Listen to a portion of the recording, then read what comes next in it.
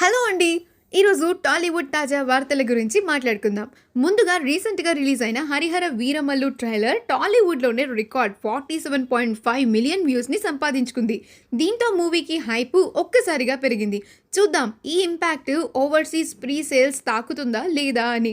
ఇక నిన్న రిలీజ్ అయిన 'రణబీర్ కపూర్ రామాయణం' ఇంట్రడక్షన్ చూసిన ప్రొడ్యూసర్ నాగవంశీ ట్విట్టర్ ద్వారా చాలా పొగిడేశారు. తను జూనియర్ ఎన్టీఆర్ గారితో తీయబోతున్న 'గాడ్ ఆఫ్ వార్'కి మంచి బార్ సెట్ చేస్తుందని అన్నారు. ఇక విజయ్ దేవరకొండ గారి మోస్ట్ యాంటిసిపేటెడ్ మూవీ 'కింగ్డమ్' గురించి ఏ అప్డేట్ లేదని ఫ్యాన్స్ బాధపడుతుండగా, యాక్టర్ సత్యదేవ్ గారిది ఒక ఇంపార్టెంట్ రోల్ పోస్టర్ రిలీజ్ చేశారు సితారా ఎంటర్టైన్మెంట్స్ వాళ్ళు.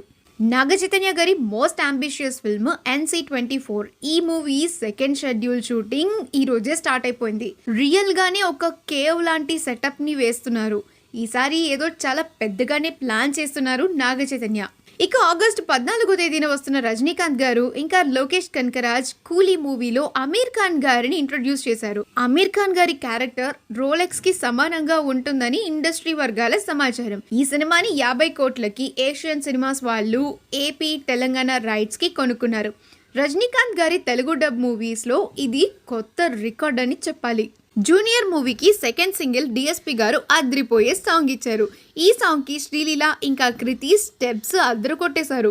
డిఎస్పి అయితే ఒక పక్కా లోకల్ లాంటి మంచి బీట్స్ ఇచ్చారు ఈ పాటకు. ఇదైతే నాకు ఇన్స్టెంట్ గా నచ్చేసింది. మీరు కూడా ఈ సాంగ్ విని మీకు ఎలా అనిపించిందని కామెంట్స్ లో తెలియజేయండి. మరొక మంచి వీడియోతో మళ్ళీ కలుసుకుందాం. Have a great time and please మా ఛానల్ ని సబ్స్క్రైబ్ చేయండి.